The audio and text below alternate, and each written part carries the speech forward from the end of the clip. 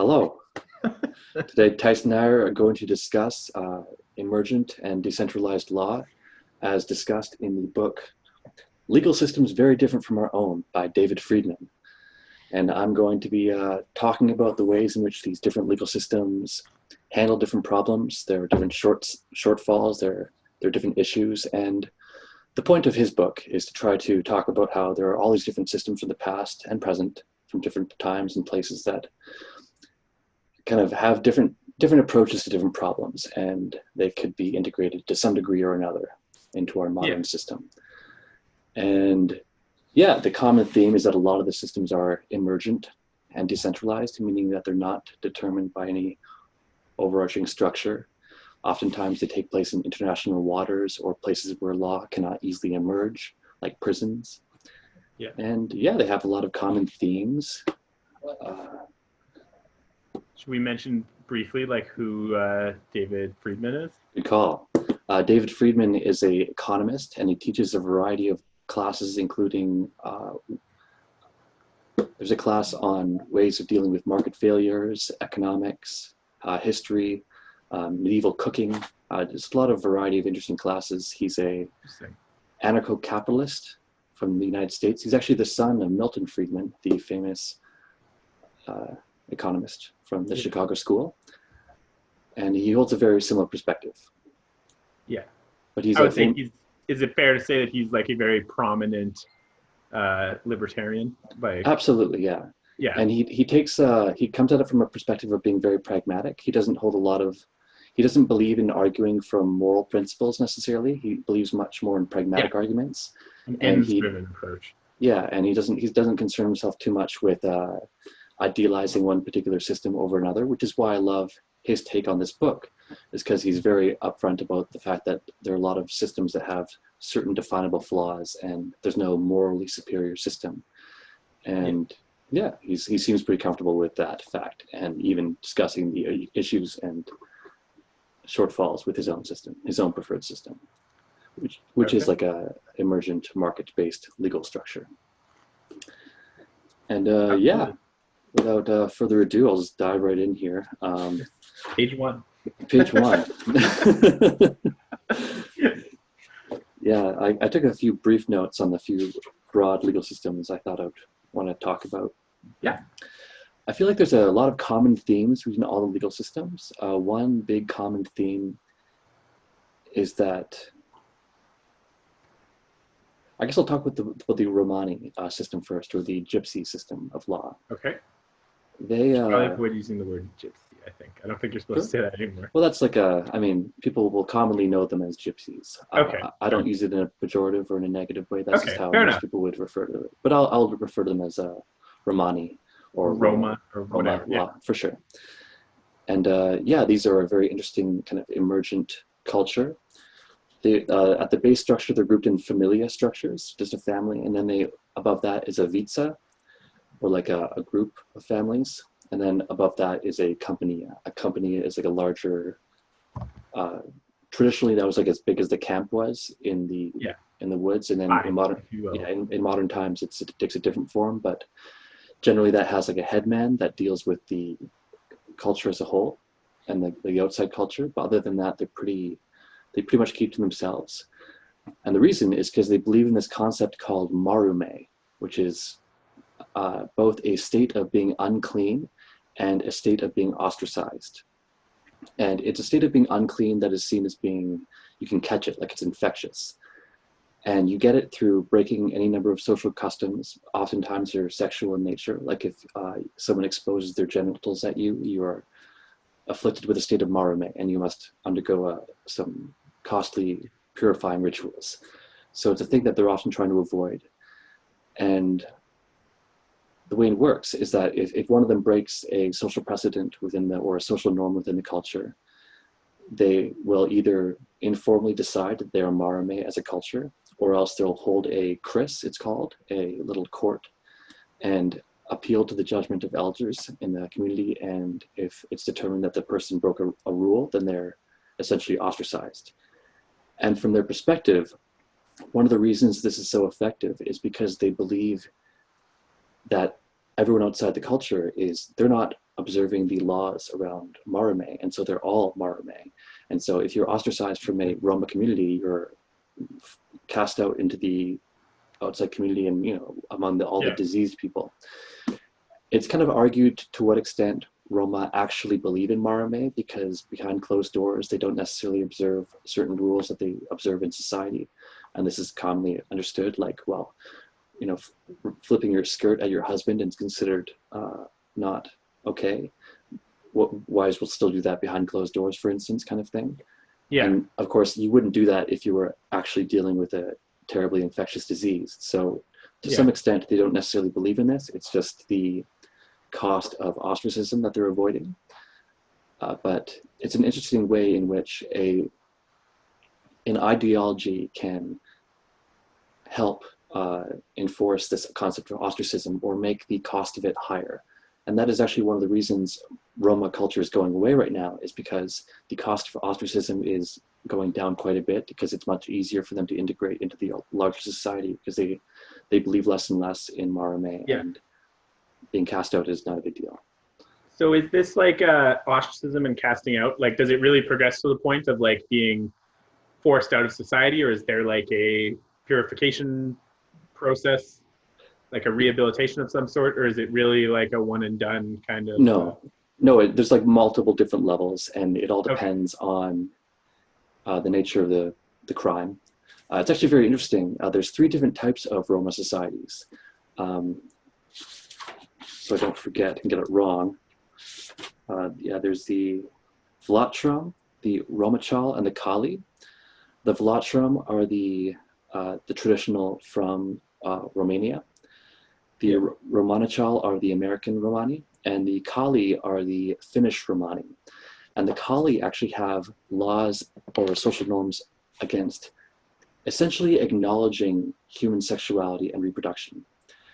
Really? So yeah, it's fascinating. So if a husband or if a couple want to have kids, they run away from society, essentially, go hide away somewhere that they cannot be easily retrieved, and they have a kid until the weaning process is done, to the point where there's no visible association between the child and the mother. And at that point, they return to society, and just the child is kind of released in with the other children, and the child is expected to view all the mothers as equally its mother. Interesting. And like communal child rearing. Yeah, and the male returns and expresses the appropriate shame that one would expect from someone who had just broken social norms, aka had a child or had sex, presumably. And that's I guess an example of just one way in which you can deal with somebody who's Marame. Just as long as they acknowledge that they did something wrong, the society is fairly accepting of it. And this is a pretty common theme with a lot of societies that ostracize, like the Amish. Yeah. Is there like a retributory aspect to it? Like, let's say if I steal from someone, am I expected to like pay them back with labor or something like that? Like, is there compensation for a victim of a crime? Yeah, and the exact nature of like how people deal with that depends. And there's a theory associated with why, which is interesting. But basically, generally speaking, they will hold a kris or some sort of court, and they will demand a returning, basically to make the victim whole in a lot of the legal systems, in the much the way that a lot of the legal systems do. And if they don't agree with that verdict, at that point, it's when the ostracism verdict would be enforced. Or there are certain Romanachal societies wherein they didn't have the opportunity to ostracize because they were serfs within, for instance, the Romani or the Romanian, they were Romanian serfs at a certain point in history. And when they couldn't practice ostracism, they would resort to more violent enforcement mechanisms, which I think is evidence for the idea that ostracism is a good enforcement mechanism if that is an option. But when that is not an option, people need to fall back on, or they, by necessity, they try to find other options like violent enforcement. I find that very interesting. Do you have more you want to say on the Roma, or could I share an example? Go for it. Okay, so like some of the research I did this week, I watched a documentary about feud law in the Balkans, and in particular in Albania and Montenegro, and how it's evolved to like the modern day where it exists like under a state government that doesn't like actively tries to suppress it, but it is still very common, and in like a fairly violent corner of the world, it happens all the time. Mm-hmm. And it's interesting that like the evolution has been now that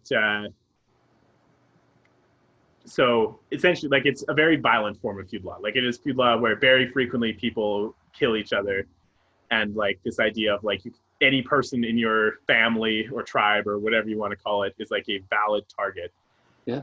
But now the government actively suppresses it. So although these feuds exist and they are very real, they take place over a very long period of time. So it might be decades before someone really gets the chance to take their shot and like execute the feud. So it lasts for a very long time. And the result of that has been that they have what they call isolation, which is that when your family incurs a feud against itself, so someone in your family kills somebody in another family, that all the men in your family will immediately quit their jobs or any job where they deal with other men that would make them a potential target. And they sort of like self-isolate as a family. Oh. The women are not subject to feud law, so they can still go out and work and buy groceries and things like that. But the men more or less like live in the home and don't do anything. Wow. And this has actually, so now that since about 50 years ago when the region sort of stabilized, like that has really become like the consequence, like way more so than the actual murder that may or may not ever happen. Like this forced penalty or this informally enforced penalty of isolation that your family has to go through, and puts all this, like obviously when the men stop working, like there's a poverty aspect to it, there's a social aspect to it.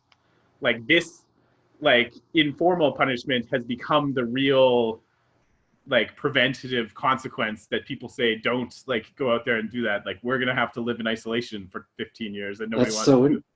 Wow. Rather than like the actual murders that used to like, it used to be a very commonplace thing that was like quick, like what we would think of, like, oh, like you rally up a posse that night and go kill somebody. But now the government's strong enough that they can't, and it takes decades to resolve a feud. So it's pretty fascinating.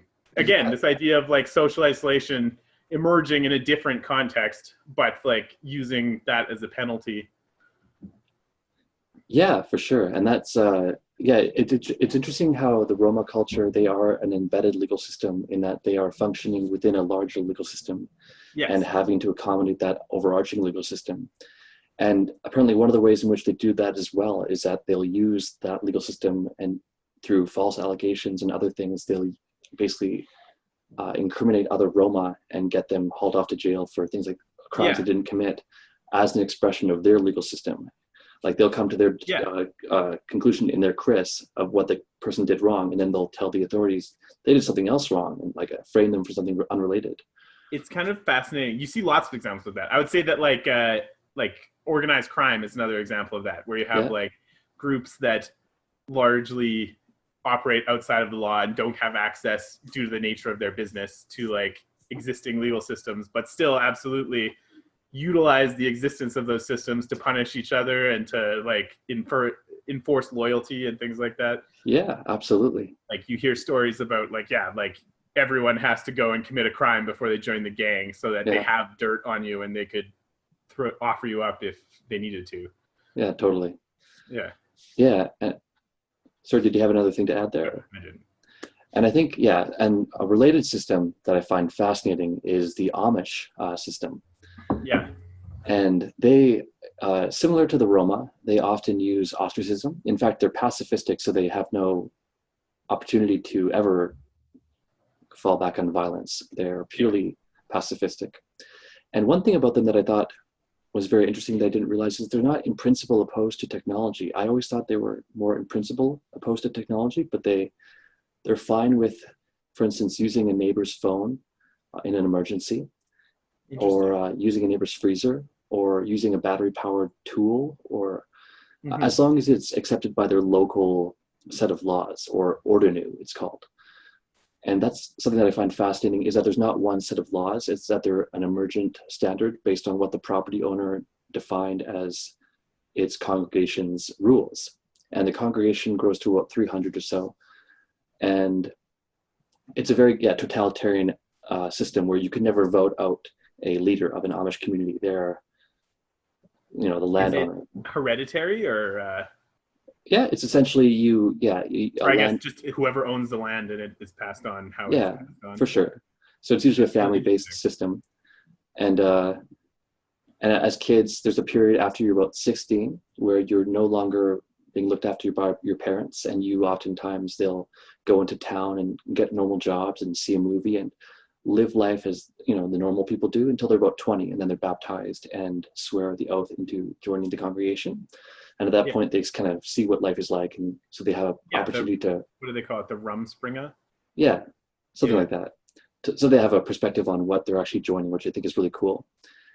And just the fact that they're not in principle against technology, they only integrate it to the degree they see it as conducive to their values. For instance, one example I thought was interesting, they will only allow like a space heater in the kitchen oftentimes, because central heating will allow everyone to go off into their own rooms and do their own thing, whereas a space heater will encourage everyone to come together as a family. And I've always found that fascinating. Like you hear about like the Amish fireplace, right? Like there's Amish communities that made these electric fireplaces and sold them all over the country or whatever. And like they don't use them. They only make them outsiders. That's fascinating, yeah. Yeah, the idea that an Amish fireplace is an electric one, not like the one they would actually use. Yeah. And I like them a lot because they're a great counterexample to, like, for instance, a Roma culture, which is often seen as very predatory. In that, like, the Roma generally don't have any social norms against stealing from outsiders, or gaji, as they call them, and or lying or anything like that. And so they'll take issue with their fellow they'll take issue with a fellow Roma if they steal too much in an area and bring the local authorities down on them. But other than that, they're pretty much okay with that. And so oftentimes countries have even the communities, not just the authorities, have very uncomfortable relationships with the Roma. Absolutely. I know this from visiting family in Italy, that they were very, very brutally rough with the local Roma. Well, it's a very like antagonistic attitude towards other communities, is what for sure.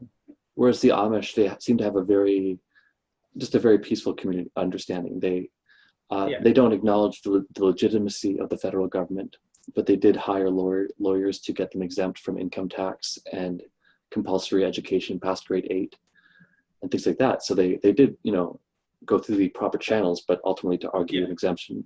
And they have lots of relationships with business owners and whatnot. And they generally have a very respectful and peaceful relationship. And I think but they are also made more successful by the fact that they can outsource the cost of defense onto the federal government, where they would never have to defend themselves. And the fact that they are pacifistic is very easy in their context because they are, once again, an embedded legal system.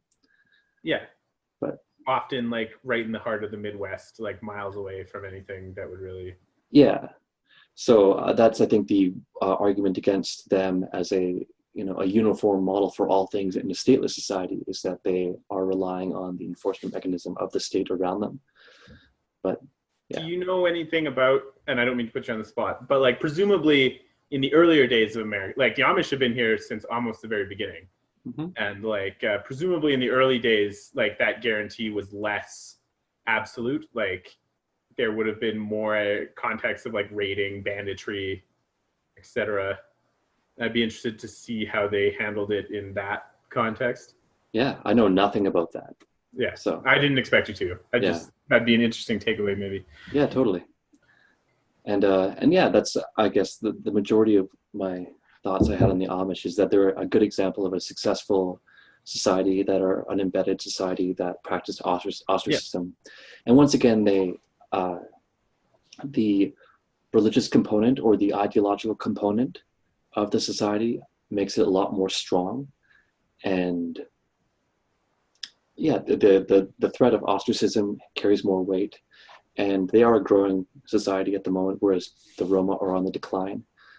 And I think that's partially because of their how they have kids, their relationship with outsiders, and that they have a very low defection rate. And for sure, even though they like make it open, right? Like that's something I've always found cool about the Amish. Totally. And just the fact that they're arguably more advanced with respect to technology because they make conscious choices about what technology they want to allow, whether it be allowing like tractors with rubber wheels because they allow them to make, to harvest crops, but they can't be driven on roads. Yeah. Rather than just accept everything and, give kids social media on iPhones or whatever. Yeah. It's very interesting. Like just the idea of like sort of, bottlenecking technology in any way.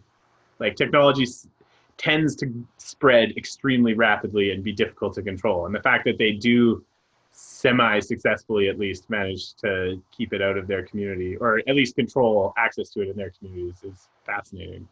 Yeah, and well, I don't necessarily know if I agree with their reasoning. Apparently they believe that if you see too much of the world, you get restless, and whether or not that's true is besides the point. I just think it's very cool that they're very conscious and consistent in their attitude. Yeah. There's no hypocrisy, or at least not obvious hypocrisy.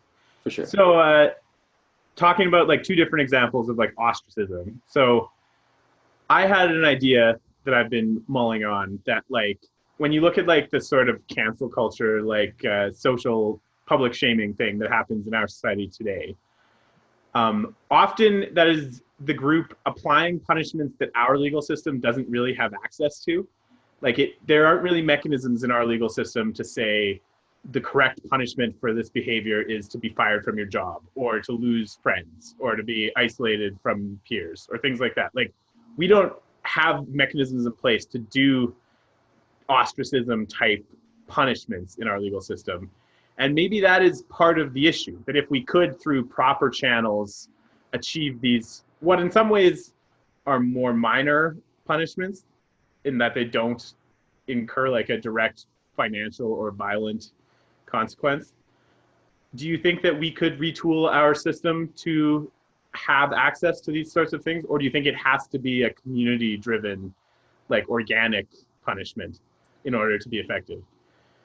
Well, I think while ostracism might be a better approach than maybe more violent approaches in the context of certain crimes, I do think that the fact that a community is so close to the individual in question allows them the proper insight to know if ostracism is appropriate. So I think just by the nature of it, I think a community-driven initiative is maybe more accurate in the application of this thing, whereas if it was used by the state, I think it would be just too blunt, and they wouldn't have the insight to know whether or not they're applying it in a reasonable fashion. Like under English law, for sure, and I think in many other places as well. But I know for sure in England, like they did things like the old like stocks in the middle of town and stuff like that, like public shaming, public humiliation, which is in its own way like an ostracism type punishment. Yeah.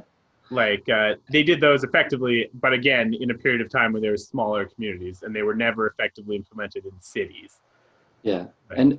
And I do think that things like that could be superior to other things, to be clear. Yeah. So I don't think it's like necessarily just a bad idea in principle, but I do like the idea of,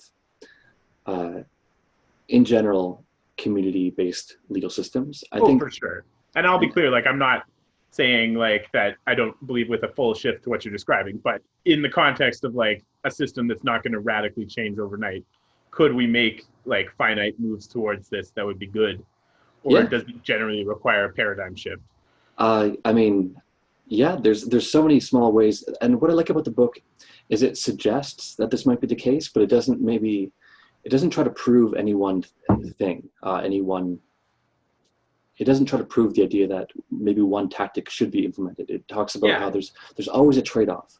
For instance, with prosecution of crimes, you can make it, the burden of proof can be higher and it'll be harder to prosecute crimes, or you can make it too low and it'll be too easy, or you can make the incentive for prosecuting them too high and then you prosecute people who are too innocent. And there's always a balance between that burden of proof and the incentives associated, where you never want to prosecute innocent people, but you want to prosecute as many of the guilty people as possible. And it's funny how a lot of legal systems are like that, where it's just like striking a balance between two very unpleasant extremes. Something else I did some reading on, in a lot of Buddhist countries, like pre-colonial Buddhist nations in like Southeast Asia, their legal system, like this idea of like proof was a lot less important, and court cases were a lot more on like, is this the type, like, is this a bad person that we want to like punish in our society? So you might be on trial for like theft, but really it's about like, if you were a good person and you did it, you could still get off. And if you were a bad person and you were innocent, like they could still arrest you because you're still someone they want to like remove from the community. So even as it becomes like a more formal legal system, like run through a king or whatever your local leadership structure is, like they aren't as committed to this idea of like, I don't even know how to, like, we lack the language to really describe it in our system, but like this idea of a burden of proof, I guess, is less important.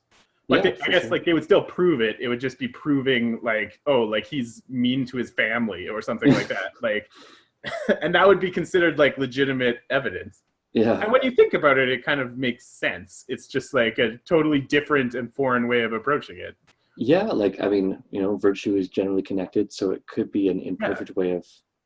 And like, I think in a lot of emergent societies, you would just have like, this guy's just a jerk. Like, let's get rid of, like, you know, totally. Natural ostracism, if you will. Like, and that is a big failing point of emergent or feudal systems of law, or feud systems of law, I should say, is that if someone is very unpopular or somebody is very popular, that can create an imbalance of power where people who are just like, whoever is unpopular, maybe the wrong race perhaps in the wrong society, they are going to be victimized disproportionately. Sure. While acknowledging that also happens in our legal system. For sure, absolutely. And every legal system really, but yeah, I just certainly like when you place a lot of onus on the individual to defend themselves within a community context, like it makes it difficult for them to do it if they lack power. Absolutely. Yeah. So do you want to move on to another? Yeah, go ahead. Another one that I think is very interesting is the prison legal system, or the prison structure of the prisoner code, essentially, is what it's called. And it's referenced a lot of movies where, you know, you don't rat, you don't steal, you don't lie. Yeah. You pay your debts, and you don't initiate violence for no reason. Yeah. And there's a very interesting trend that happened over the 50s and 60s in US prisons, in that prior to that, prisons were a lot smaller and it was easier for you to know everyone involved. And essentially the rules were enforced by the people in charge or on the top of the hierarchy in prisons, because they were trying to sell drugs and other things, and they wanted a peaceful environment. They didn't want lockdowns. They didn't want crazy, if the prison is locked down, they can't sell drugs. And so they want general, amicable, cooperative behavior. And that's kind of why they were enforced. But the problem was, over the 50s and 60s, the prison population exploded. It got way bigger, and there was way more anonymity, and it was a lot more difficult for the natural regulation process that happens in smaller communities to take place. I know you're probably familiar with Dunbar's number. That's the maximum number of people we can conceptualize at one time, and that's why very few communities evolved past like 150 to 200 people back in the day. And that's what happened. And so what happened in response to that is gangs started to emerge, and you were expected as an individual inmate to be a member of a gang, and essentially a gang was responsible for you. And so if you started fights, if you weren't paying your debts, if you were lying or cheating or ratting, then they would come down on you and saying, you're causing problems, you're going to create a big stir, and they would put you in your place. And so a lot of the enforcement was not necessarily even from the other side. It was from an internal system of gangs regulating their own members. And that, I think, is a very common theme in a lot of these feudal societies or feud systems of law, is that, especially in like the Somali system, as I think we'll talk about very soon, is that when it's clan-based or tribe-based or gang-based, it allows you to compensate for the issues associated with Dunbar's number, where we don't know all the people involved. And an emergent trend is people are just generally expected to keep people in their own communities and tribes and neighborhoods in check. And so if someone in your neighborhood is causing trouble and messing, like, we're going to come after you and your whole community and your whole family and your whole tribe. And that's kind of an emergent trend in a lot of them, especially in the prison systems. Yeah. And well, sorry, go ahead. Sorry, no, you go ahead. I was going to say, I wouldn't know, there's a lot of interesting like details about that, but that's the main thrust of what I wanted to say about that is that, yeah, the prison system represents a very, I think, classic example of how gangs can function to create regulation once the tribe exceeds a certain number. It's not the only solution, but it could be one. I think generally you see that, and maybe Dunbarton's number is the perfect like representation of this, that it's impossible to, you have to break groups down into smaller units to really regulate them. Like the same reason that you rarely see like and especially rarely see effectively that you have like a national police that patrols an entire country. Like frequently it's subdivided into smaller and smaller units until eventually it's like individual precincts and stuff that are, at least in theory, dealing with a small group of people that they're somewhat familiar with. Yeah, like there's you're familiar with the term economy of scale? Yeah, of course. I know we talked about before, there's a diseconomy of scale as well, where companies, when they get to a certain size, they become less efficient. And I think that's true of lots of human organizations as well for the same reasons. And I think, I think what ends up happening is when you associate the problem of anonymity, it's like you move the decimal place one to the right when you create these tribes, and then the tribes, or come together as if individuals would. And then when those tribes become too many, then once again, they could form another larger group, and the decimal place moves one more to the right again. So I think that's a process by which when groups or individuals become too numerous to account for each other, they just form. Are you familiar with the Bronze Age collapse? Like, I'm not. The idea of it? Okay, so essentially like the earliest civilizations we really know anything about are like Bronze Age civilizations. And then there's mysterious, like they all die out basically and are reborn as these Iron Age civilizations, which are like the Romans and the Greeks and kind of the things that are more familiar to us. And Bronze Age civilizations are more like the Babylonians that are like really far back and we know very little about. And one of the things that people, and nobody knows why the Bronze Age collapsed. Like there's a lot of theories about it, but it's very poorly understood, like how, like iron is actually an inferior technology to bronze, but it just requires a lot less infrastructure. And it's kind of like, anyway, one of the point that I was getting to is that one of the prominent theories is when you look at Bronze Age civilizations, they tend to be very, very centralized and not work on like provincial models. Like when you have like a Babylonian empire, it is literally like every person is a Babylonian. They all are directly under the king. There's direct taxation, like a single layer of government. Right. Same thing in Egypt. Same thing in like the Minoan civilization. And like that tends to be the power structure that reigned in the day. And it seems to have failed. And that eventually under that structure, like you said, like people just subdivide. It becomes too big for one unit to control. And then when you have like the birth of Iron Age civilization, it's all structured under provincial systems. Like you have local magistrates, local rulers, like with very high degrees of autonomy. And even below them, cities would have individual. So you sort of allow the tribal structure to continue to exist. And that proves to be a much more stable system that could exist much longer and support much larger societies, as opposed to like these very, so in the context of a prison, I think you can see the exact same thing. Like you have a prison that has one group until that group gets too big, and then it probably violently and chaotically fractures into anarchy, which then recrystallizes into like smaller tribes that are able to exert control again. Yeah, no, I think that's really interesting, and I think that makes a lot of sense. I think it's kind of like if you have a massive company that's too big and it can no longer keep track of all of its constituent parts, and so it can't, like the information can't travel across itself efficiently, so it just falls apart. Whereas we might say that like more modern inventions like a trust or whatever, like you often have like many small companies under one controlling entity, but with high degrees of autonomy. And that seems to be a lot more stable and successful than John D. Rockefeller controls like all of Southeast United States or whatever. And that eventually is unsustainable, right? Yeah, for sure.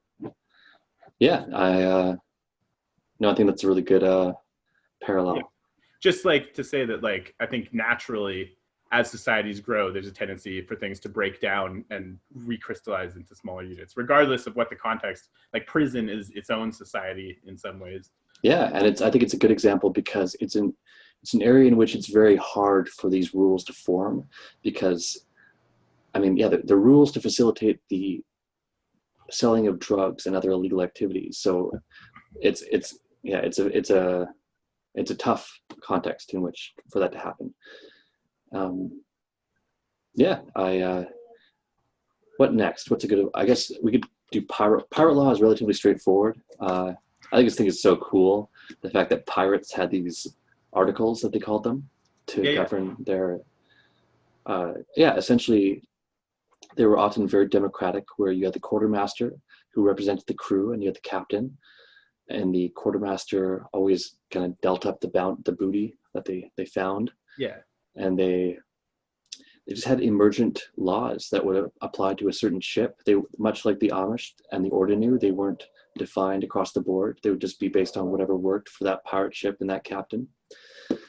Things like no fighting on the ship. If you wanted to fight, go to shore with pistols drawn so that you don't shoot a hole in the hull. Yeah. Or no gambling, because that might create frustration and resentment in the crew. Interesting. I had no idea there was no gambling on pirate ships. Only on board, yeah. You can gamble on shore, and also no women on the boat. That was a very common rule. And once again, these aren't like across the board rules, because they were never enforced top down. These are examples of like an individual microcosm of a pirate ship or a small fleet, I'd imagine. Yeah, and actually, there are a lot of interesting examples of law emerging out of like Mediterranean trade law or other forms of trade law, and also whaling law. That's all I was going to say about pirate law. It's very cool, but I mean, there's not a lot that pertains to what we're talking about. But I'd imagine there's not a lot of written records that survive of pirate law. I think there are, but there are some interesting things about it. Like, for instance, the Jolly Roger was always flown because the local government authorities were not really respected, and nobody worried about them. They would just run from a government authority, because the government authorities would not shoot. They wouldn't shoot people who were running away. They were just trying to check your cargo if it was like stolen. Yeah. But if you ran, they'd be like, whatever, we don't want to shoot them down. But pirates, if you ran, they would hunt you down and kill you. And so the pirates wanted to make it very clear, like, we are pirates, don't run from us. Yeah. And then the federal authorities, seeing that trend, ended up emulating that tactic and actually flew the Jolly Roger themselves in order to get people to stop. And in turn, federal authorities were sometimes charged with piracy for flying the Jolly Roger. It's a very interesting kind of thing that happened there. That is interesting. And just I know things like for that. sure, like privateering was like a huge thing as well. Like you actually had like government sanctioned or like funded pirates. They're just like, yeah, we won't arrest you if you'll just prey on Spanish ships or whatever. Yeah, absolutely. And and it was often a hangable offense if you were a pirate, but if you were taken non-consensually by the pirates and forced to be a pirate, then it's not a hanging offense. So people who wanted to become pirates would often make a big spectacle of being kidnapped, and they would hire people to like write about how they were kidnapped by these pirates. In reality, they just joined up, and that was very well known that they went unwillingly or whatever.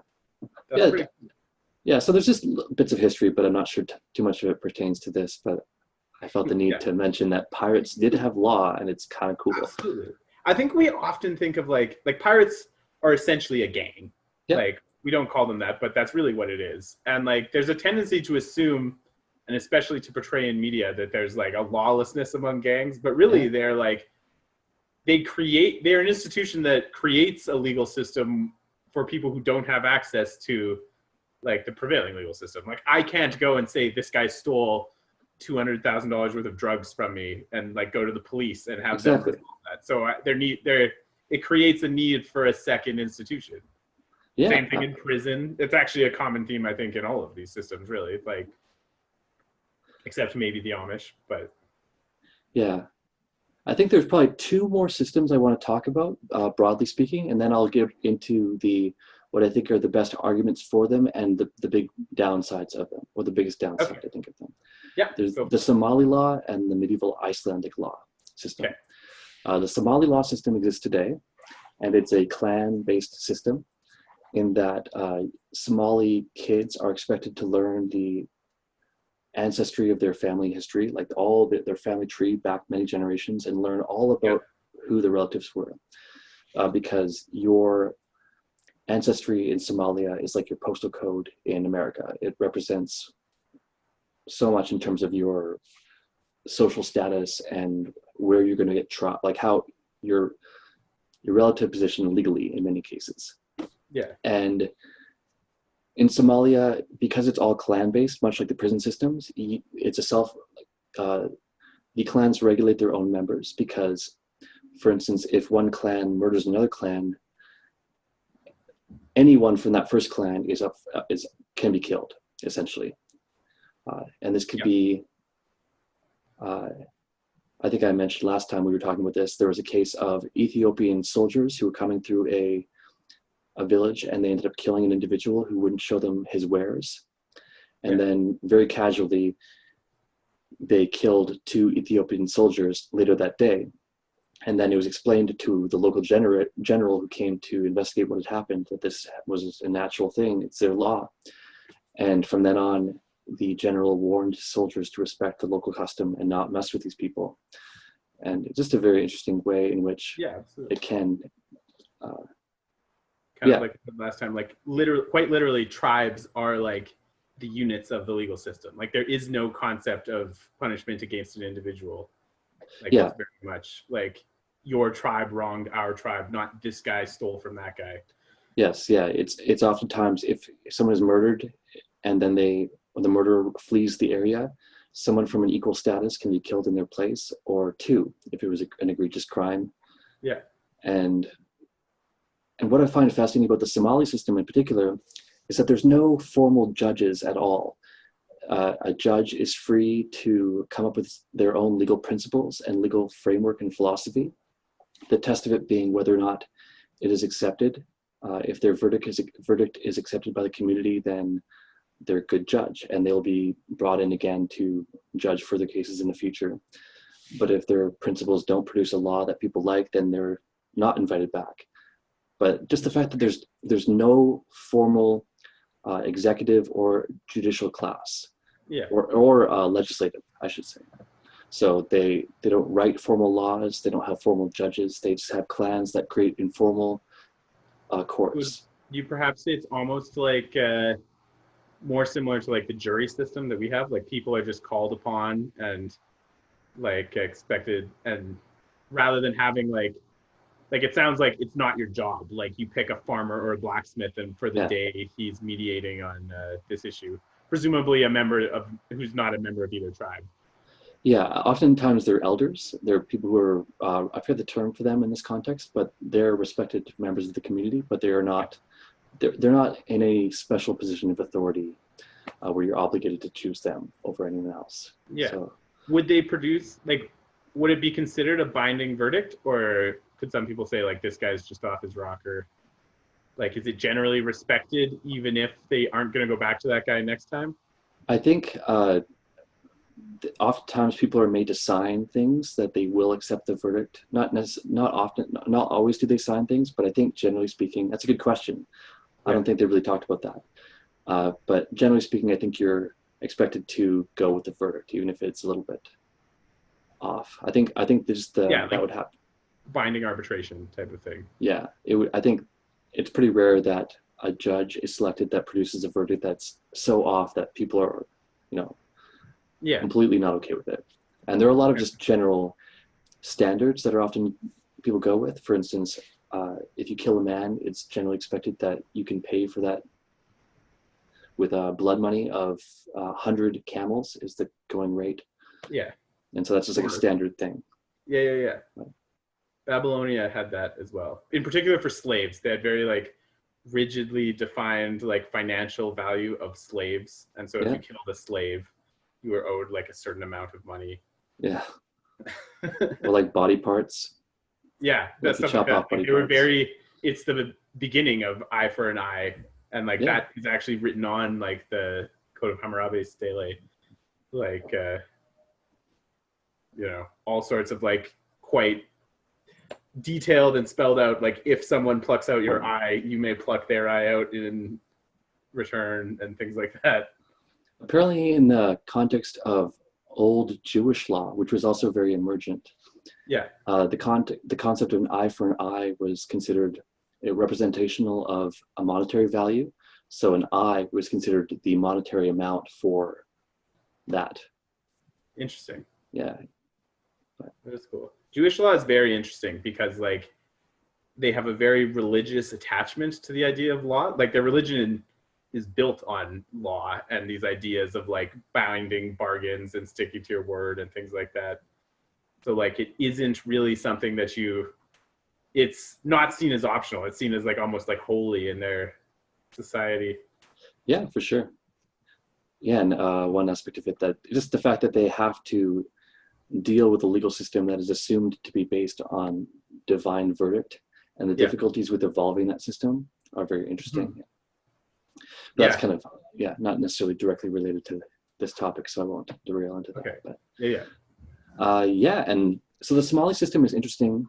I think it has lots of issues. It's based on Islamic law, so there's a lot of elements to it that are arguably a little bit unnecessarily violent or backwards. But that's just an aspect of the fact that it's also from a very violent time. It's a very traditional law. But there are also elements to it that I think are very functional and very interesting. One aspect that we talked about last time is that people who are very rich, who acquire a lot of wealth, are expected in very explicitly outlined details in the law. They're expected to give away, and by the law, I mean social custom and understood social custom. They're expected to give away their wealth to neighbors and friends and family. And this is one way in which they've allowed for, there's no large power imbalances that end up getting formed. Yeah. But on the downside, there's no strong incentive for wealth creation. For sure. It's like perhaps a slightly more formal like social contract, while still being like informal. I'm assuming this stuff is like not written law or anything. No. No, it's more just the informally enforced cultural norm and precedent. And one other aspect of their system that I really liked is that I guess two things. When they get into particularly violent feuds, they sometimes raise the price of the blood money. So the cost of killing a member of the opposite clan is raised, and clans come together and decide, if they're warring, let's make this more expensive for us both to incentivize an end to this. And also, you are required by the social norm to defend people who are being attacked in your clan, but you're not obligated to help people attack anyone else. Interesting. This makes it so that the people who are defending often get way more support, conflicts end in stalemate, and they end up in legal arbitration. Interesting. So there's just a few ways in which we need to make sure feud systems are functional. One of them being, we need to guarantee that the feuds will terminate and not derail into what we sometimes see. And that's one way in which the Somali system addresses that. That's, I think, very fascinating. Yeah. No, it is very interesting. Out of curiosity, because I'm not very studied on Somalia, like, is there theoretically like a higher level that they could appeal to? Like, is there some sort of like preeminent national court, or does it pretty much stop at the tribal system? Like, is there a national military or police that they could appeal to and choose not to, or is it like an absence of government? Based on their social custom, that is the highest form. There are a lot of different conflicts happening in Somalia right now. Like there's the pirates off the coast. There's the UN and other militaries. There's the Ethiopian government they're all fighting over the capital, Mogadishu. Yeah. And there's a lot of conflict that happens actually in violation of Somali law and in violation of their traditional cultural norms. Yeah. And so there's those two different things happening. They could, in theory, appeal to things above them, but that would be in violation of their standards. Yeah. I just think in the context of like how we've been discussing it, like it's interesting to see if it's like something that is chosen over a more conventional legal system, or something that they have no other option, really? Yeah, they basically have no other option right now because they've been in a state of, I forget when the government pulled out, but there was two governments that pulled out, I think in the 60s or 70s, and it's been a state of relative turmoil. Are you looking that up right now? No, I'm actually closing Facebook because it's just Okay, on this video. cool. Yeah, and so there's basically been essentially warlords that have been fighting over control of the capital and trying to put in place their own government, and failing for a long time because there is a strong cultural support for the traditional Islamic system, or it's not quite Islamic, it's based on Islamic law, but with a different implementation structure. I've read that in North Africa, they have a lot of issues with that because the international community is very resistant to the formation of new Islamic states. Like, there's a lot of pushback from the UN if people say, like, we want to make a government like Iran. They say no. And so, like, but even though, like, especially in that part of the world, like, it's been very Islamic for like over a millennium. And so to tell people that they have to live in like a Western democracy is like, those states don't get the same sort of support they would get in a place like South America, where they tend to want a government that more conforms to our idea of what they should have. Yeah, no, it's interesting. I think a lot of people assume that without a government, it's going to be very violent and lawless. And in a certain sense it is, but I think people overstate the degree of violence.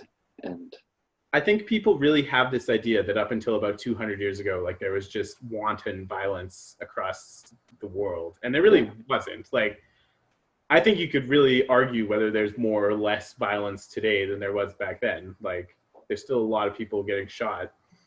Yeah, and certainly I think in the 20th century we saw what better technology can do, even if we're arguably slightly more peaceful. And I don't know if that's really true. Good in the last 100 years at reclassifying the violence that happens as like not the same kind of problem. Like, it's true. Like, our prison system is in no way better than like the English prison system, but we make it sound a lot better on paper. Yeah, no, I think that's a good example for sure. There are many ways in which our systems have almost evolved. Gotten more barbaric, Speaking of which, that's a great segue for medieval Iceland. Yes, here we go. And oftentimes they're thought of as being a very violent. This is the Saga period of medieval Iceland from about 1870 to the mid 14th century. Okay, so about, like, Viking era. Yeah, so a little under 500 years of period, basically around 400 years. They had this structure that essentially it was from Norway, and it was religion-based, where originally the leaders were just property owners who, the courts were essentially a religious structure where you'd kind of appeal to informally. Yeah. And then over time it evolved into the system where there were many different leaders all over the land, and you could just choose which one you wanted to pay taxes to and become loyal to.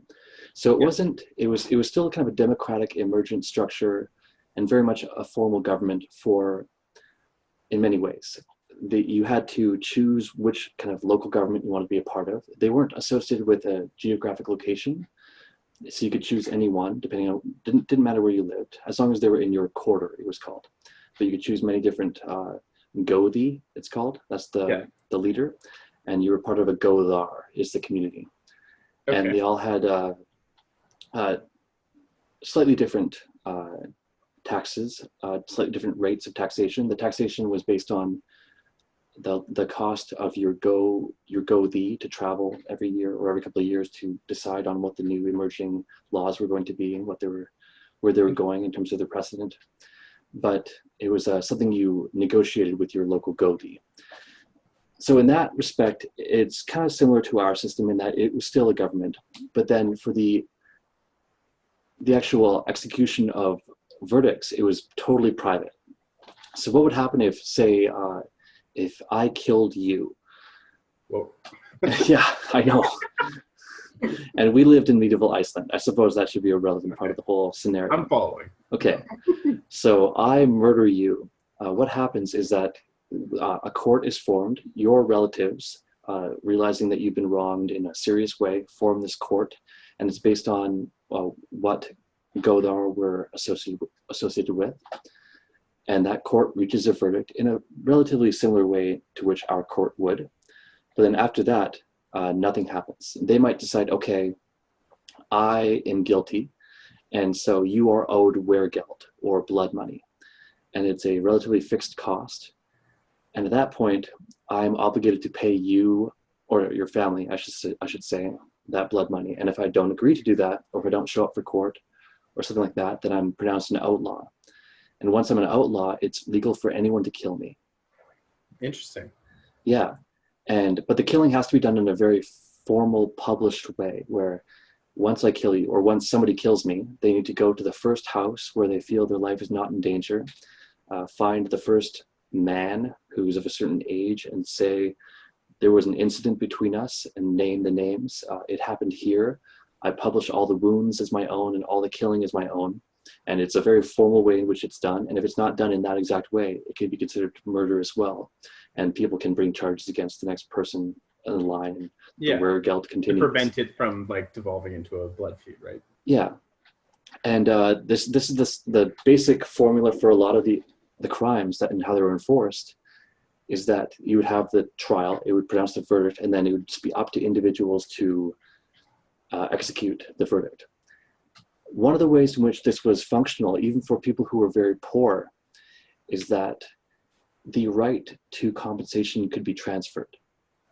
That's to say that if you're killed, or let's say, because that's kind of a confusing example, let's say your arm is chopped off by me, and you're very poor, you don't have the ability to bring this to the court or to like travel or to do much, but you do know people, you're part of a general community.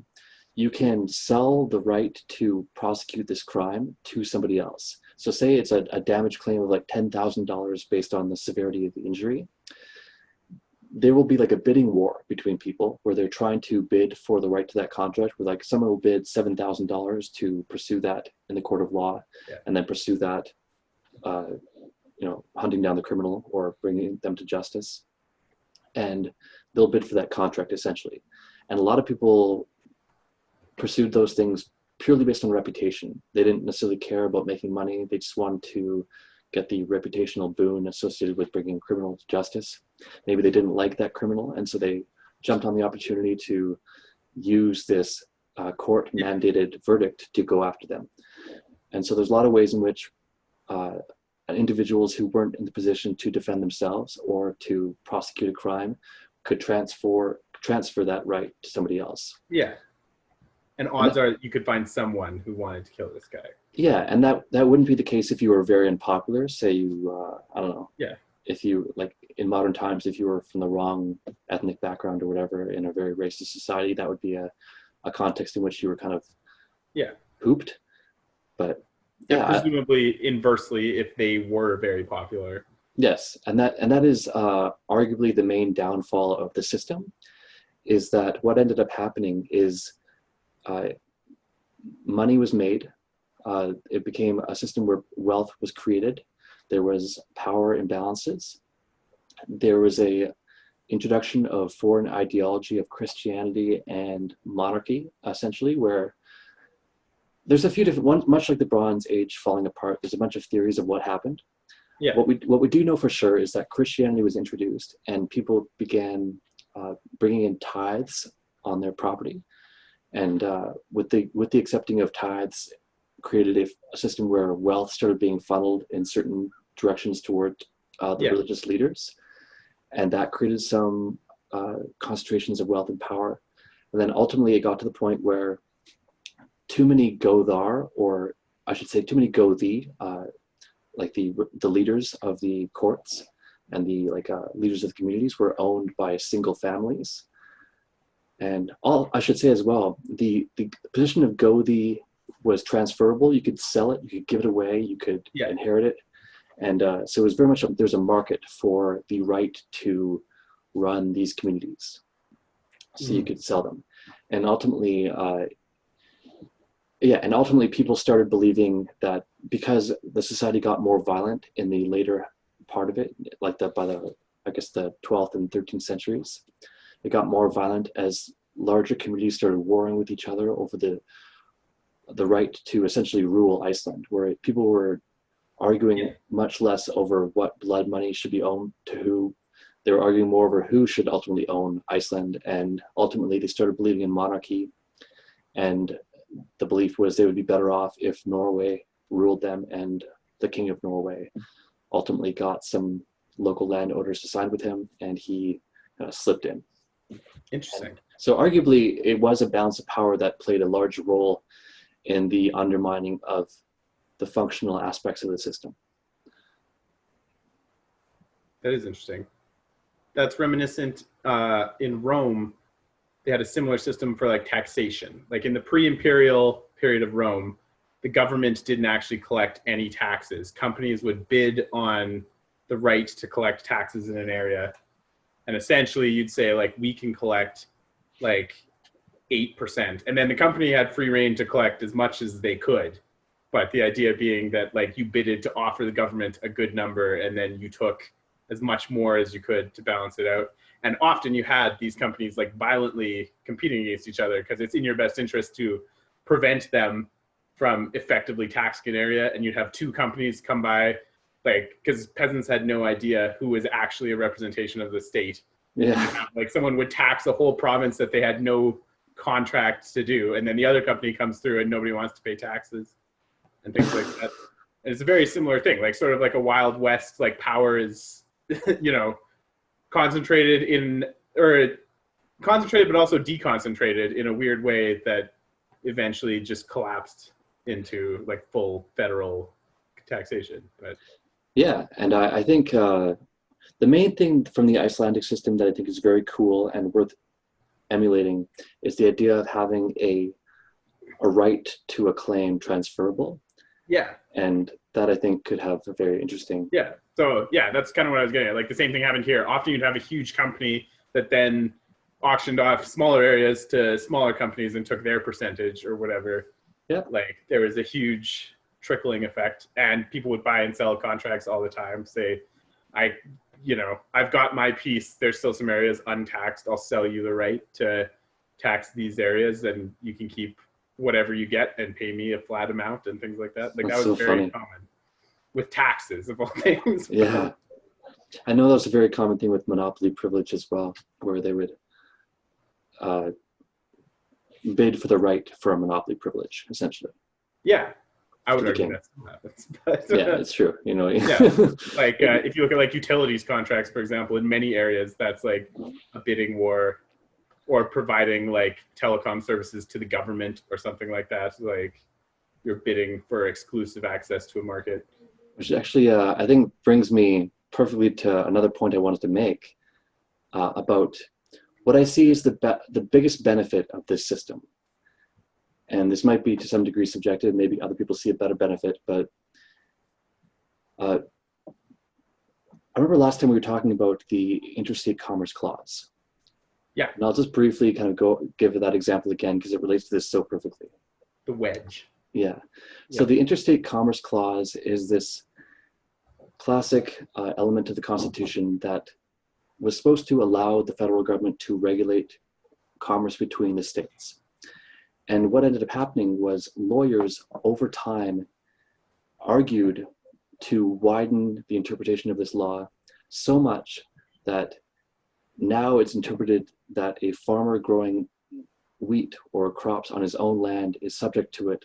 Yeah, even if, so a farmer growing crops for his own land, for his own animals on his own land is subject to it because arguably, because he's not buying wheat from someone else, he's affecting the cost of wheat on an interstate level. And so that's the point we've gotten to.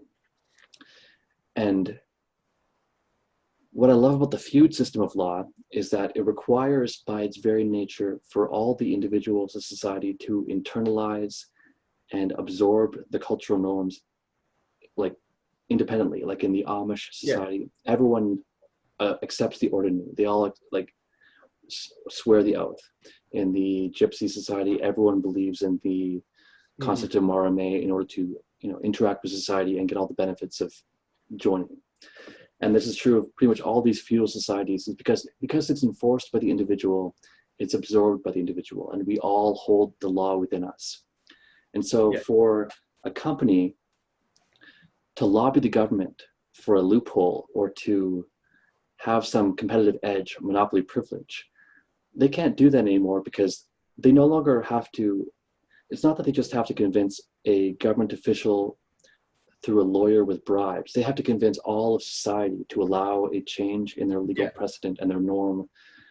And that's just such a much more difficult task. You can still do it with modern propaganda and media, but the ability to contort laws into a way that benefits corporations at the expense of individuals is much more of a daunting task in a feudal system or in a feud system of law.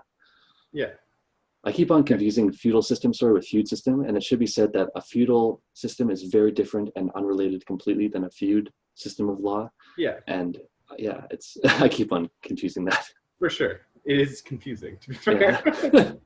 I wonder what the unified root there is. Like, does feud have some sort of like Latin connotation of like tribal or something like that? Like, I'm not feudal gets its name from like the pyramid shape like construction of society, right? Like you have like mayors, barons, duchies, like provinces, nations, etc., and like money flows upwards in a triangle. Part of me thinks that maybe David Friedman created that term to describe these cultures, but I do not know. That might be something that my brain is just concocting in this moment, so I'm not sure. Yeah. And then I would say, unless there's something you wanted to comment on that, I have the biggest downside of the feudal system as well. Yeah, go ahead. This is, I think, perfectly expressed by an example that David Friedman brings up in his book to do with whaling societies. And so whaling societies would develop these social norms between them where they would, like, let's say I harpoon a whale and the whale escapes, but I wound it very badly. And when the whale escapes, another whaling ship brings it down. But ultimately, I was the one who stabbed it, and they were the one who got it. Yeah, so for sure, there's a dispute here: who owns the whale? And they developed a very defined but informal and not state-implemented system of laws to describe how these conflicts should be resolved. And not only were they very functional, but they evolved over time to hunting different whales, because one by one they would make a group of whales almost extinct, and so they would change to a different kind of whale, and for the different kind of whale the laws would evolve and change. And this implies that the laws would be a lot better if they actually developed laws against hunting whales to extinction in general, which is something they never did, which kind of points out that while feud systems are very good at regulating disputes within the members, they are very bad at creating the incentives that would promote I guess the prevention of environmental destruction and other issues related to negative externalities. In fact, they disincentivize those laws, because even if I hunt less whales, that benefits the other whalers, even if they don't hunt less whales. Absolutely. So it's strategy of the commons, right? Like, and your best interest to extort as much as you can while it's still there. Yeah, so arguably I think that's the best argument for a top-down legal structure or a more defined overarching legal structure. Mm-hmm. Although it could be argued that one of the reasons those trends didn't emerge in traditional feud systems is because we just didn't have an awareness of environmental issues, whereas a lot of Native American tribes, they did develop within their feud social structures. Those are more societies we could talk about, but they did develop better relationships with the environment, and I would argue they did develop feud systems that did account for some of these and created some standards around preventing negative externalities, but they were very tied with a religious or ideological conception of the world. And I do think that and some sort of ideological perspective or a religious framework can be very useful for promoting the types of laws that would compensate for the downfalls of a feud structure, basically. Yeah. Okay. I'm going to present what I think are like different pros and cons of those systems, and then maybe we'll do like an unstructured discussion. Cool. But they're related to what you said, but I think like different points that are important. So I would actually say, I would make the argument that one of the main benefits that I see in a feud system is that it does, by organizing society into tribal units that engage with each other legally, you, in a sense, involve everyone in all stakeholders into an agreement that might not otherwise be involved, which helps you encompass certain, not environmental externalities in particular are like an example that it doesn't capture well, but there are other externalities of society that it does get to encompass. So something like monopolies, for example, which we could say are a negative externality of certain business decisions.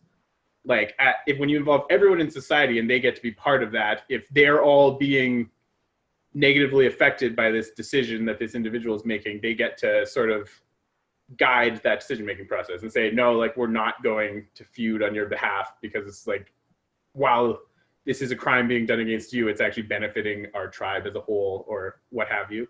Mm-hmm. And I think that would be one of my principal complaints about our current system, is that it does a very poor job of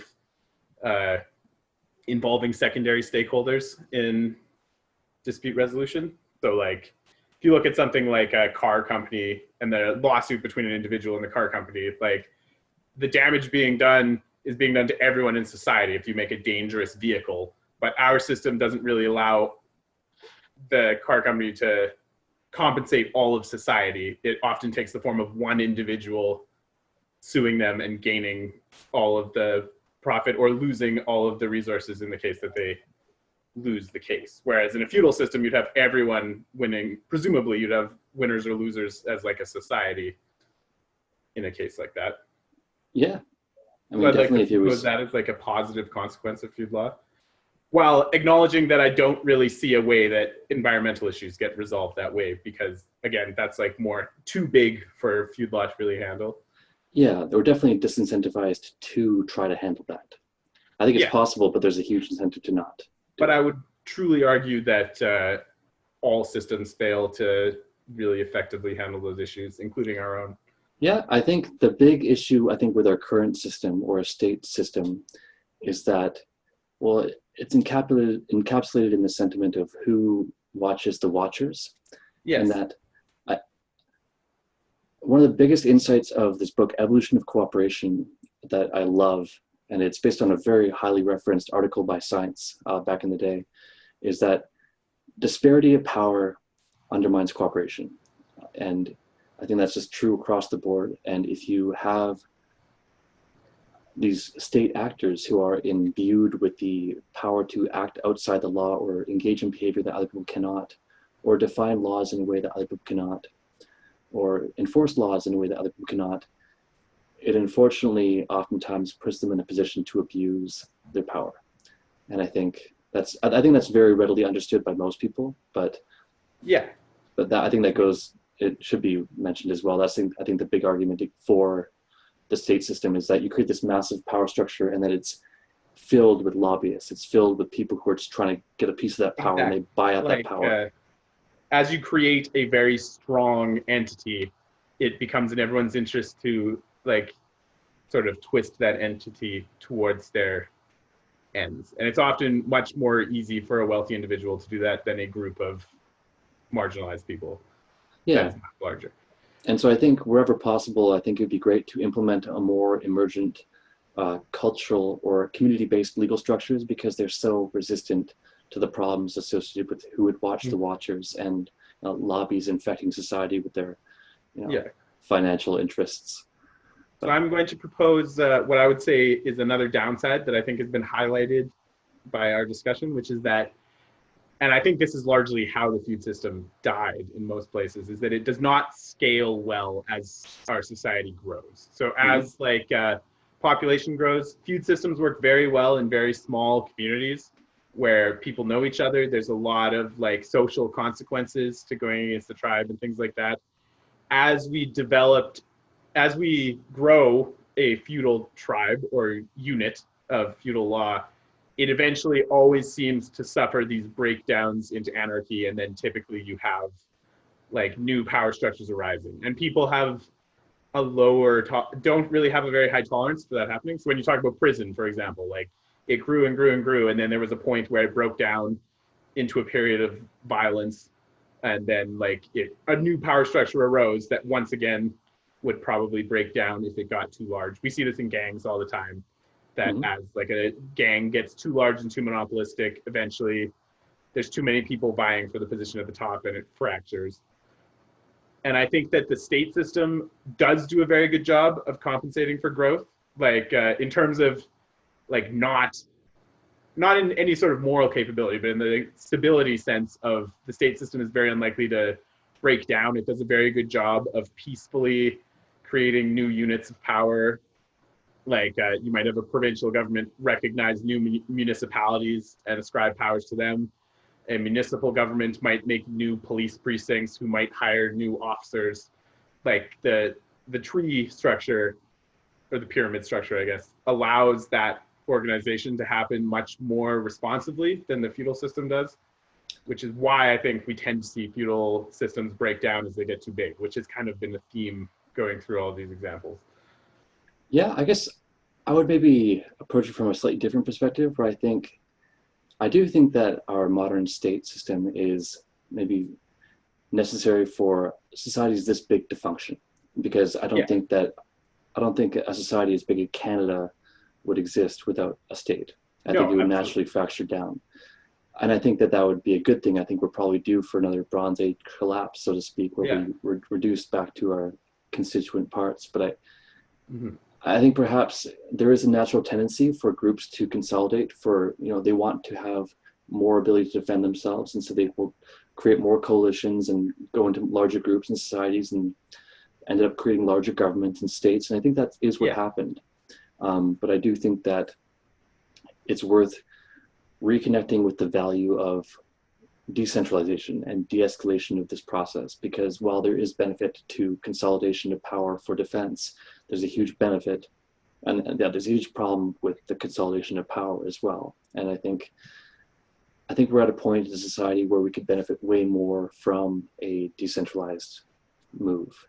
I totally agree. And like I'm generally like, city-states is something that I'm very into. Like that, and again, like when you look at the Bronze Age, that was often how it was structured. You had like Babylon and a surrounding area that they could subvert under their control, and it didn't span hundreds of thousands of miles or anything. Like, well, hundreds of thousands is probably a lot. It didn't span hundreds of miles. It spanned like, what we might call much smaller than a Canadian province, maybe the area of like a small US state or something like that. So this is still the Bronze Age, or is this the Iron Age that you're describing right now? The Bronze Age. The Iron Age was the age of like empires. That's when you had like Rome and Persia, or Parthia, as they were known in that time, and like things like that. Like the Iron Age tends to be a very structured, hierarchical society, because after a breakdown, there was a big push towards law and order, and there was a lot of people don't realize this, but like a lot of states like willingly wanted to be part of the Roman Empire because it was seen as so much more, it was seen as such a civilizing force in a very barbaric era. Yeah. And you had people like lining up, like wanting Roman citizenship, wanting recognition as part of the Roman state. And often the Romans pushed them away because they weren't ready to like actually exert that control. Huh. Yeah, and the same thing with medieval Iceland as well, where they wanted the Norwegian. The same things repeat throughout history, I think. Like you see, and then again, like when you have big states, eventually they get so large that you have like the bureaucratic creep that you carry too much dead weight mass for long enough and you can't control things effectively anymore, and it reorganizes itself into small units that are more able to exert that control. Yeah, for sure. No, I think that's the general process. Yeah, and we're probably, I think, we might be heading that direction. You see in the civilized Western world, like increasingly states wanting to subdivide. Things like Catalonia, things like Western separation in Canada, like these movements are becoming more and more prominent as people see the downsides of a centralized federal government. Yeah. So what would you say is the big solution then going forward? What would be the legal systems? Yeah, the central strategy. What's the thing that we need to do to promote positive change? Something that I have explored recently that I think is an idea we could consider is separating the entities. So generally we have like two functions of government. There's like a services function of government, which involves collecting taxes and providing services. So things like education, healthcare, like roads, whatever, like the things the government collects money for and spends money on the public's behalf. And we also have like a law and order function of government, which is largely like police, military, whatever, that is like at least purportedly keeping people safe, keeping people like comfortable and maintaining the rule of law. And I think seeing much more separation between those two entities, or perhaps even like a full fracturing of those two entities, would do us a lot of good, because putting all of the money and all of the power together in the same place, I think, becomes problematic over time. Whereas you could see if we had like a military wing that didn't have access to the money, and similarly we had like a large monetary unit that didn't have access to military strength, and those powers, would probably clash with each other and whatever, but you're not going to see full out warfare, you would hope. And I think that's a good start to balancing things out. Often you see, as you said with Iceland, like money and power concentrating in the same place, and that becomes more federal and authoritarian over time. Obviously, like as it has all the power, the only thing for it to do is take more power from the bottom, because there's nowhere else for it to come from. Yeah, no, I think that's a good start for sure. Just separating those things out for sure. Yeah.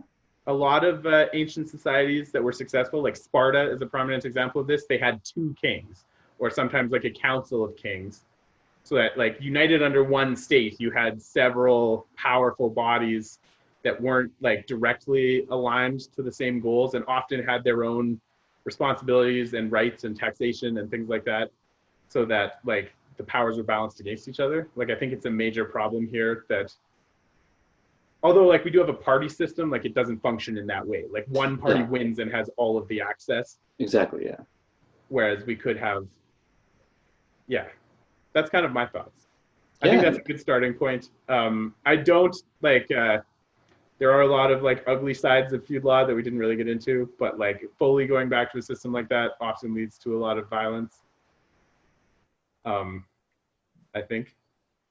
Yeah, well, I do think that if you can put in place structures that incentivize the termination of feuds, and I think a lot of the incentive issues at the heart of feud law are present in other systems as well. So I guess what I would stress is that I don't think it's necessary to return to feud law. What I think would be good, more than anything, is to try to spread information like the information in this book, to talk about the different issues associated with law and how there's a lot of different strategies to address them. And ideally, I think when society encounters some very big structural shifts over the next few decades, as I think there's going to be some collapses of economic structures and some big turmoil, I think we would be in a better position to shift things in a positive direction if we had these conversations more in the forefront of our society, if we talked about all these things. But a big thing that I believe in, I believe it's an Einstein quote, but it might not be, but like you can't solve problems with the same thinking that created them. Like often we kind of just assume it has to keep being more or less the way it is, and that we'd make minor tweaks in one way or another. And I think it's important for people to consider, like, there are radically different ways that you can run a legal system. There are radically different ways you can run a country. There's different ways you can divide powers. Like, we need to be a little bit more creative in our approach to government, I think. Absolutely. And there are so many topics that are so fascinating in this book, one of which is the one that you were describing, of allowing a balance of power within a governing structure.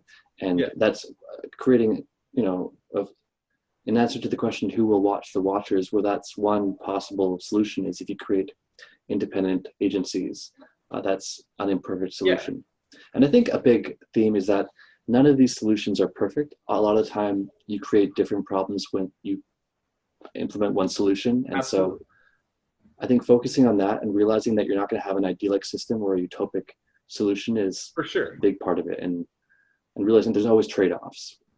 Yeah. And like we began this, like to approach it from what is like a realistic good outcome rather than, I feel it's often approached ideologically, which in a lot of issues, it's a bad approach because it leads you to worse outcomes for the sake of some sort of moral superiority or whatever. Yeah, or like some ideal goal that will never quite exist, and so you end up in a worse situation. Yeah, totally. Like you kind of have to see like where could we go from here rather than being like in a perfect society where nobody committed crimes and like everyone agreed to be peaceful, then we'd have no problems. But yeah, and that's why I really love this book in that it's so upfront about the fact that, yeah, like I would be more inclined, generally speaking, to avoid talking about environmental issues because that is the big criticism of a feudal system or an emergent or decentralized market system of law. And I love that this book is so upfront about this is the issues with it. And it very much encourages me to be upfront about it because, my ideal system, it absolutely would have issues that I would be inclined to not focus on. That's something I really respect about David Friedman. And to be honest, I'm sure I've seen way less of his stuff than you, but like property or intellectual property is another one where he like openly admits he's like, my system like doesn't incentivize like the creation of intellectual property as much as the system we have now, but like that's one consequence among many and shouldn't be the only reason. Whereas like I think a lot of the rhetoric tends to take the form of, oh, like what if you're this guy who doesn't win in this society? And you're like, yeah, but there are people that aren't winning right now. Yeah, like, let's focus on this one emotionally triggering case and base our decision on that. Very often you see like, oh, I'm an author, I'm a musician, like I would get fucked in this society. And you're like, well, like a society can't just be about certain individuals. Like, yeah, totally. So if you were going to take, let's look at like the system we have now, what are like some small steps, like, you know, what are some small lessons we could learn and realistically implement in our system today? Or do you think we're too far away? Well, in terms of the short-term things, I just think bringing more awareness of the just the power that lobbyists have to change the system and the issue with lobbying systems. I think that's a big, and I think having the right to compensation transferable could be a very positive thing in certain cases, like tort cases. I think we have a little bit of that. Like, I think it's not uncommon to have a lawyer say like when you see a class action lawsuit, for example, that's often what it is. It's some lawyer saying, I'm going to go and take these guys on. Will you agree to give me like 20% of the compensation that we win? Whatever. Like that's very frequently how that happens. Yeah, absolutely. In our society. Yeah, and they're not required to compensate the lawyer upfront for sure. That can happen in the context of class action lawsuits for sure. And I think that's an example of something that is functional that maybe could be implemented more. To what degree that is scalable in our society, and I mean maybe there are issues with it that I have no idea about, and so. But I would just love, I don't consider myself an authority who would be knowledgeable enough to say what is better. I just think that I would love for this conversation itself around these topics to become more widely. And I think that's ultimately the solution, because people need to realize that if we incentivize the capturing of criminals, all it's going to do is create the incentivizing of false accusations where prosecutors are manufacturing evidence for getting a reward, or there's always a strange balance that's struck. And it's something I found fascinating when I was doing research for this is that there really aren't that many different approaches. Like I kind of expected to find like hundreds of different legal systems and ideas, but really like there isn't. Like there's largely like civil law, common law, and like feud law, and like there's not like 100 other examples that I would be able to find. Like, and I love it's much like how in evolution things kind of come across the same solutions again and again, and they kind of, through the exclusion of those solutions that failed in the past, they slowly end up at the same systems over and over again, and they implement a lot of the same precedents and a lot of the same, and a lot of it could be that they were based on a same common ancestor legal structure in the past, but yeah, it's fascinating how they seem to arrive at the same solutions again and again. Yeah, I do think there's a lot of truth to that, that like, especially in Europe, which tends to be what we look at, unfortunately, like, you know, you had these waves of colonization. So like Babylon arguably like took a lot of their law from Egypt and Israel. And then like Alexander the Great took their law and implemented it in Greece. And then you have like the Romans taking largely the Greek system and implementing it all across Europe. And then people like Charlemagne or whoever taking that system. And like, I really do, I'm not sure how many times it emerges organically, but it just is interesting to me that like, yeah, like you go to like friggin' China or whatever, and it's really not that different than what's going on across the world. You go to Mesoamerica and it's really not fundamentally different. The results are different, but like the mechanisms are very natural and organic. Yeah, for sure. It's fascinating. I need to learn more history. I'm constantly reminded that, yeah, like you seem to know a lot more about history, honestly, than I do. And I'd love to, I'm very excited to learn more about it. Wow. There's so many cool periods. To be honest, I'm a lot more knowledgeable about history than what's going on in the modern day, which is probably not like the greatest place to begin from. But context is important. I think history is really interesting because like it kind of shows you, like, it's nice to learn the lessons of like, they did try this here and it didn't work and here's what happened or whatever. Or like, here's something that worked really well. Like how, you know, it's fascinating to me that like you can still read like Roman lettering today. Like it's so similar to our modern language that you could like sound out and pronounce like a word that Romans wrote down 2,000 years ago.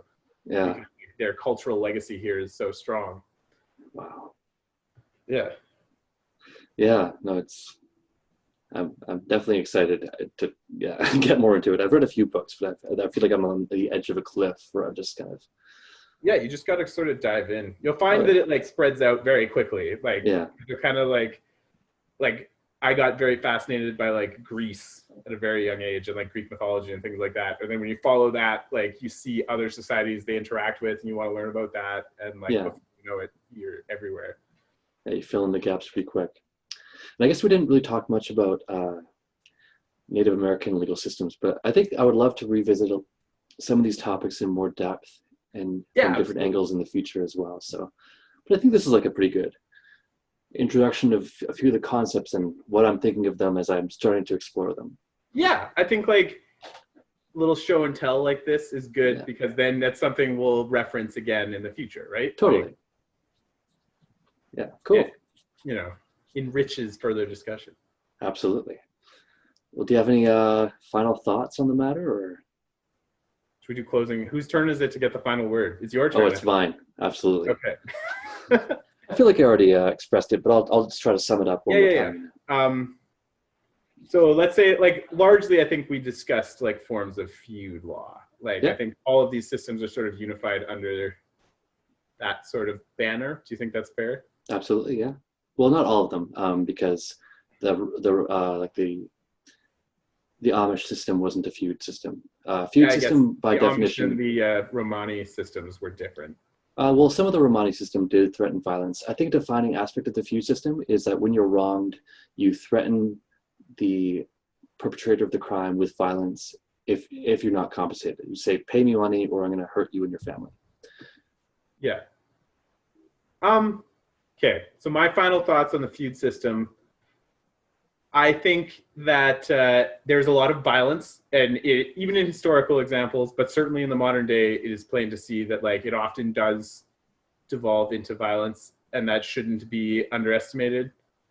I do think it provides a good my favorite part about it, as I've learned about it, is that it's this model of involving multiple people and having like negotiations between societies as opposed to negotiations between individuals. And I feel a lot is lost by reducing that down to a one-on-one confrontation, whether that one-on-one confrontation is through a legal system or through violence or whatever.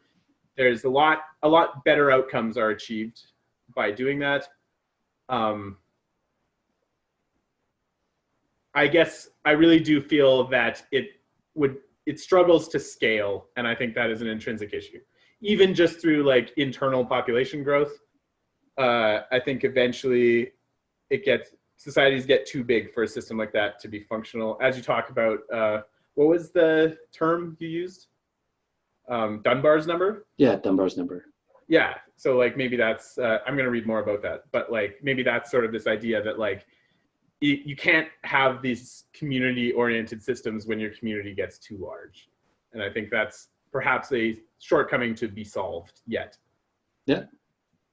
Okay, final word. I think that, I do think that feud systems can be quite violent, but I do think certain feud systems have discovered mechanisms to terminate the incentives for feuds over time. For sure. Like where in the Somali system where you're obligated to help defend but not attack, and just the concept of paying blood money that can increase over time as feuds escalate. I still want to give you the final word. Can I sneak in one more example? Yeah, for sure.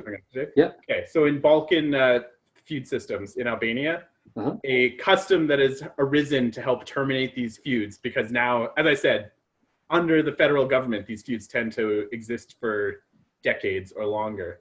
So a practice that they've developed to end feuds is that a family will offer up an infant child as like the person to be killed, with the expectation that people on the other side won't want to, and they'll forgive the feud. Right. So like they actually have like this sort of ritual where you'll put like a crib out on your lawn or whatever, and like that's considered a valid like blood reparation or whatever, that they could kill the child, but they almost never do. And that's like a way they've developed to resolve the feud. Oh dear. Yeah. Well, it's kind of interesting to say like, okay, like if this is really worth it to you, you could kill this baby, but nobody's going to do that, right? Whereas if you offered up an adult male in your family, they'd be much more likely to murder them, which might result in further murders and yada, yada, yada. For sure. So this is sort of like an informal mechanism that they've developed to resolve these feuds that has apparently been quite effective. I guess if it's functional, that sounds good. I guess just it disturbs the delicate sensibilities of anyone who wants to side with the child. Let's be explicitly clear. Like sometimes they kill the baby. Yeah, that's the thing. I mean, even if they do that, like obviously it disturbs our sensibilities, but there is an idea in their society that like an infant is not as valuable as like an adult member of your family. Yeah, for sure. So yeah. Yeah. So final word. Yeah, I would say that there are mechanisms that can allow it to become easier to terminate feuds, but I agree that it's a very imperfect system, in that especially if you have concentrations of power emerging over time, it's very easy to essentially buy up courts in a local area. Yeah. The huge benefit I see of it is that if you can create the proper social norms to avoid the concentrations of power and to essentially create stability over time, then you have much stronger stability that is immune from lobbyists in a way that a civic or traditional state system is not. And I think to whatever degree we can implement those benefits into our system, I think we should try to, because I hate that lobbyists can buy my government. I suppose it's true in the feud system as well, but that was only, I suppose that was only true in the Icelandic feud system, because there was only a set amount of gothi in a particular quarter, it was called. Yeah. But in a Somali system, you could just join what's called a pile of shields, and you could leave all clans, even if you weren't part of a clan or a family, you could just form one with your friends. And so it was much more emergent. Yeah. And so arguably, it'd be easier in a Somali system to escape the concentrations of power and to go to a court that wasn't bought up by the powerful lords in the area. So it could be argued that the issues associated with Icelandic system were, this is way more than final words here, but it could be argued that the downfall of the Icelandic system was due to people's inability to escape their local gothar and local gothi. But yeah, I do think that's a problem with that. I think perhaps not to steal the final word from you, but to agree with you, as a a society grows, it runs out of space, and it naturally, like, over time, you naturally lose this ability to, move down the coast and start your own thing. And that becomes a problem for people. Well, that's why I do like the idea of your legal system being disattached from a geographic location. Yeah. Where you can just choose to join a different clan, even if you don't move. Like, say I live in the same spot, I can leave this clan and just join that, make a different allegiance. So I do think there are benefits. I do think there are issues. The biggest issue being it is disincentivized to address environmental issues. Yes. And I do think a feudal system combined with an ideology that forces us to address environmental issues or other issues with negative externalities could be a very functional system. But obviously, no system is perfect. Yeah. I'll go further than environmentalism and just say, like, ethical consumption is a problem that is yet to be solved by economics. Like, yeah, well, I think that's going to be a cultural issue. Yeah. We need to just, like, you could say, like, animal cruelty is much the same thing. Like, everyone agrees it's bad, but the system struggles to deal with it in a way that we find acceptable. Yeah, I think we're going to be challenged to develop cultural norms that guide the market in a more functional and self-destructive manner. Okay. So do we want to end the episode there? Or should I talk about what we're going to do next week when it's my turn? Oh man, talk about what you're going to do next week when it's your turn. Okay, so I'd like to discuss scientific literacy is like an issue that I'd like to discuss, and specifically the pros and cons of sort of offloading expertise onto experts rather than having individuals try to be expert in things themselves, and the pros and cons of those two approaches, and where I think our current approaches to that are problematic. And again, climate change is I'm glad you bring up environmentalism, because climate change is a major example of a lack of understanding, and generally a question of how should we as a society engage with issues that are too complicated for most people to have a thorough understanding of them. Like, when issues become too scientifically complex, how should we engage with them responsibly to achieve good outcomes? Cool. And is there a particular position you're going to take in all of this that I should try to prepare to? If we want to do it as a, like, defend attack type of depending on how you want to do it, it's up to you. I think that's fair. We'll start with like an overview, and then maybe I'll get it. My position is, of course, I'm a big believer in individual responsibility and like education of the masses, and perhaps to the point of requiring education on an issue in order to be involved in like the resolution of that issue. So to say that, like, if you know absolutely nothing about environmentalism and cannot demonstrate knowledge of that issue, then you shouldn't be part of that discussion, because you can only water it down.